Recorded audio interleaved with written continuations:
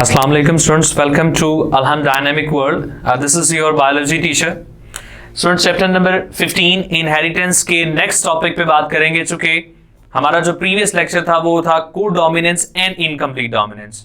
हमने अपने previous lecture का half point पढ़ा था co-dominance का। Second point आज हम शुरू कर रहे हैं incomplete dominance। Point शुरू करूं उससे पहले चंद एक बातें बेटे आप लोगों को मैं यहां बताता चलूं कि इनकम्प्लीट डोमिनेंस भी को डोमिनेंस की तरह की है। ये भी मेंडल्स के लॉ को फॉलो नहीं करती। यहां पर भी कोई डोमिनेंट का कोई रिसेसिव का केस नहीं है, लेकिन को डोमिनेंस से ये थोड़ा सा डिफरेंट है और मेंडल के लॉ से टोटल डिफरेंट है।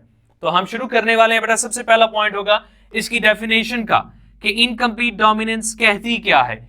Incomplete dominance is a type of relationship in which phenotype of the heterozygote are the blend mixture of both homozygous parent। अब जो बात मैंने कही है पहले उसे मैं यहां पर ड्रॉ करूंगा, फिर आप लोग ये बात समझिएगा।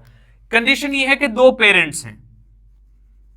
यहां पर है मेरे पास पेरेंटल ऑर्गेनिज्म नंबर 1 और मैं कहता हूं कि दूसरी साइड पर है मेरे पास parental individual number 2, parent number 2।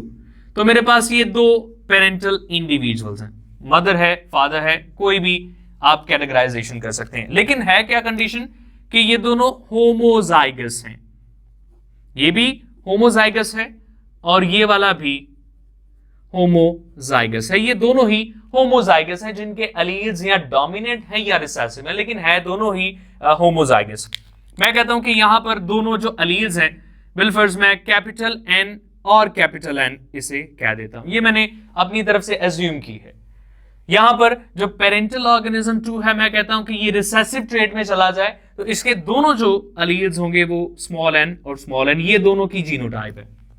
Condition ये है दो पेरेंट्स दोनों होमोजाइगस। अब इनके क्रॉस करने से जो न्यू इंडिविजुअल्स आगे पैदा होगा वो होगा बेटा हेट्रोजाइगोट। उसमें कैपिटल एन होगा और स्मॉल एन होगा। ये उसकी फिनोटाइप है, ये उसके अंदर पाए जाने वाले कंपोनेंट्स हैं। अब यहां पर ये आया जी F1 जनरेशन, आप इसे फीलियल 1 जनरेशन कहते हैं बेटा। So this is the F1 generation. अब कंडीशन ये है कि दो अलग अलग एलील्स इन्वॉल्व हैं, तो ये है जी हेट्रोजाइगोट जिसमें दोनों एलील्स डिफरेंट हैं।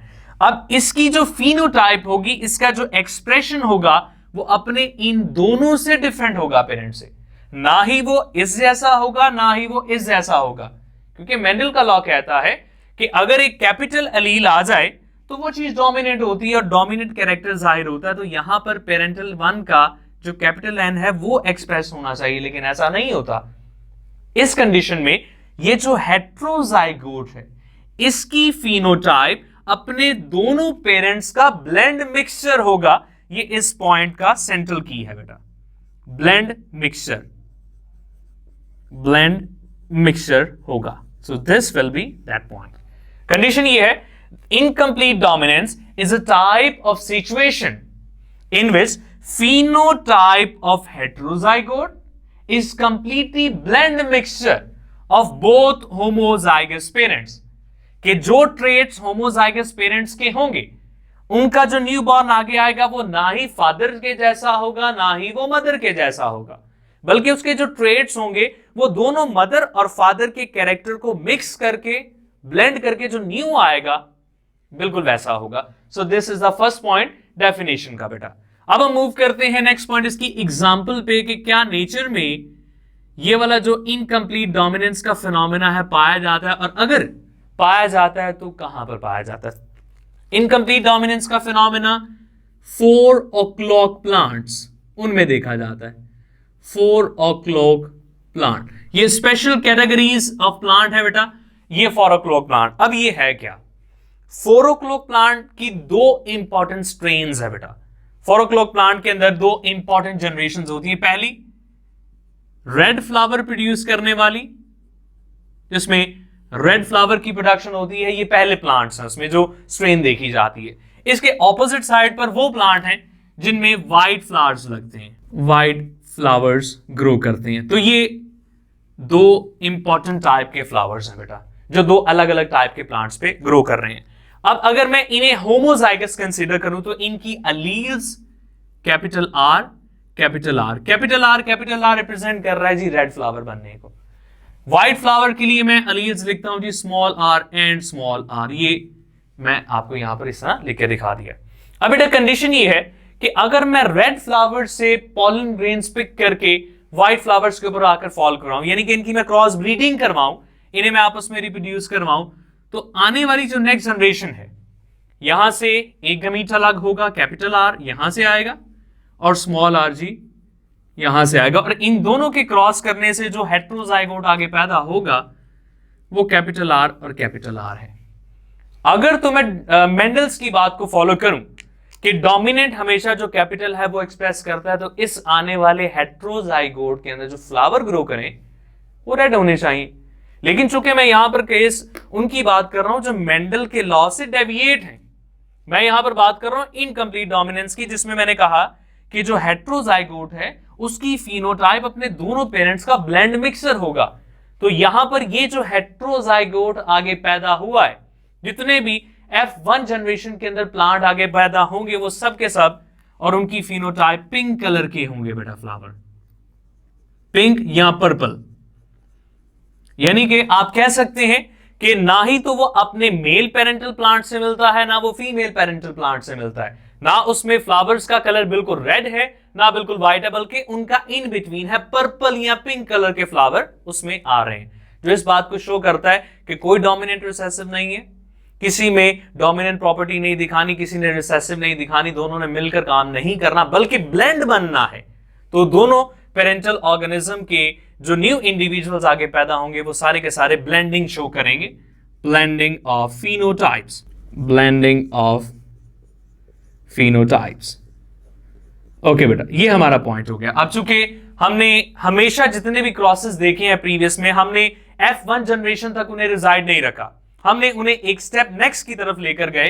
अगर ये हमारे पास F1 जनरेशन है तो अकॉर्डिंग टू रूल्स हम F1 जनरेशंस को F1 जनरेशन से ही क्रॉस करवाते हैं। जितने भी पर्पल या पिंक कलर के फ्लावर प्रोड्यूस हुए उनमें से दो सिलेक्ट किए गए और उन दोनों को आपस में क्रॉस करवाया गया। कंडीशन ये है बेटा, कैपिटल आर स्मॉल आर, ये भी F1 जनरेशन का है, इसे मैंने क्रॉस करवाया सेम इसी तरह के heterozygote capital R small R से। मेंडल्स के लॉज के सेग्रीगेशन के मुताबिक जब दोनों अलील्स गैमीट्स की फॉर्मेशन में सेपरेट होंगे तो आने वाले हर गैमीट को सिर्फ एक एक अलील ही मिलेगी। एक में चला जाएगा कैपिटल आर और सेकंड में आ जाएगा स्मॉल आर। फिर इस साइड पर भी कंडीशन वही कैपिटल आर और इस साइड पर भी कंडीशन वही स्मॉल आर। अब मेरे पास टोटल 4 गैमेट्स हैं। अब मैं इन 4 गैमेट्स को क्रॉस करवा सकता हूं बाय क्रॉसिंग मेथड, या फिर मैं पुनेट स्क्वायर बना लूं। सिंपल मेरे लिए यही है कि पुनेट स्क्वायर बना लूं जिसमें मेरे पास 4 टोटल बॉक्सेस हों। ये 4 बॉक्सेस आ गए बेटा। 2 गैमेट्स को मैं यहां पर कैपिटल आर और स्मॉल आर करके लिख लेता हूं और 2 को मैं कैपिटल आर और स्मॉल आर करके लिख लेता हूं। इनकी क्रॉसिंग का मेथड, कैपिटल आर इस कैपिटल आर से मल्टीप्लाई होगा तो आने वाला जो न्यू वन है उसमें जो जीनोटाइप का कॉम्बिनेशन है वो ये होगा। फिर यही कैपिटल आर स्मॉल आर से मल्टीप्लाई होगा तो कैपिटल आर और स्मॉल आर आ जाएगा। ये स्मॉल आर फिर कैपिटल आर से मल्टीप्लाई होगा तो capital are and small are. ये वाला स्मॉल आर उससे स्मॉल आर से मल्टीप्लाई होगा तो स्मॉल आर आ जाएगा। अब कंडीशन ये है कि मेरे पास 4 नए हेट्रोजाइगोट एंड होमोजाइगस प्लांट्स हैं। एक है कैपिटल आर ये आ गया, एक आ गया कैपिटल आर और एक और है capital are and capital r, 2 ये हो गए, और लास्ट है जी small r and small r. अब मेरे पास ये जनरेशंस हैं। जनरेशन ये है कैपिटल आर बिल्कुल रेड है। क्यों रेड है? क्योंकि बेटा इसमें दोनों ही एक तरह से एक्सप्रेस कर रहे हैं पेरेंटल ऑर्गेनिज्म की तरह के ही हैं, कैपिटल आर और कैपिटल आर। स्मॉल आर बिल्कुल व्हाइट है जैसा कि पेरेंटल इंडिविजुअल के अंदर था। लेकिन ये जो बाकी 2 अवस्थे हैं ये हो गए बेटा ब्लेंड मिक्सर, ये होगा इनकम्प्लीट डोमिनेंट से बनने वाले पर्पल फ्लावर, पिंक फ्लावर, जो इस बात को इंडिकेट कर रहा है कि जो दोनों में डोमिनेंट और रिसेसिव का कोई रिलेशन नहीं है, दोनों मिलकर काम करते हैं। क्वेश्चन ये आएगा कि according to incomplete dominance F2 generation की जीनोटिपिक रेशियो बताएं। यहां पर मैं लिख रहा हूं इसकी जीनोटिपिक रेशियो। इसमें जीनोटाइप्स के क्या रिलेशंस हैं, इनमें जीनोटाइप की सीक्वेंस से अंदर पाई जाती हैं। यहां पर रेशो है 1:2:1 और फिनोटिपिक रेशो भी यही है 1:1, जो इस बात की इंडिकेशन है कि डोमिनेंट रिसेसिव नहीं है।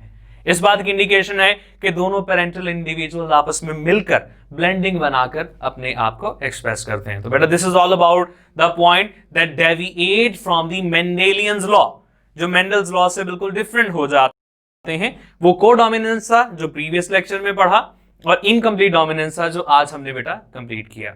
हम इंशाल्लाह बेटा नेक्स्ट टॉपिक शुरू करेंगे वेरिएशंस के हवाले से, एवोल्यूशन के हवाले से। तब तक आप बेटे इसे याद करें और अपना ख्याल रखिएगा बेटा। अल्लाह हाफिज। थैंक यू सो मच बेटा।